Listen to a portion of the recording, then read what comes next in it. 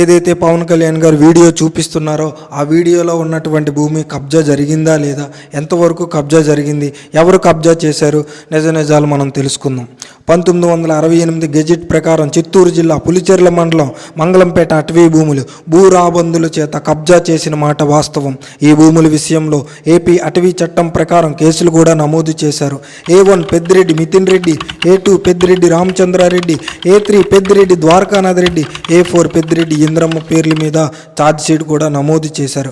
అటవీ భూమి ఆక్రమణ ఎంతవరకు చేశారు, తిరిగి ప్రభుత్వం ఎంత భూమి స్వాధీనం చేసుకుంది, మొత్తం మంగళంపేట అటవీ ప్రాంతం మొత్తం 75.74 ఎకరాలు, అందులో 32.63 ఎకరాల అటవీ భూమి ఆక్రమణకు గురైంది. ఈ ఆక్రమణకు గురైన భూమిని ప్రభుత్వం తిరిగి స్వాధీనం చేసుకుంది.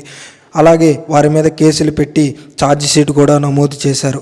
జాతీయ సంపదను కాపాడిన మన డిప్యూటీ సీఎం పవన్ కళ్యాణ్ గారికి మనందరం కూడా అభినందనలు తెలపాలి.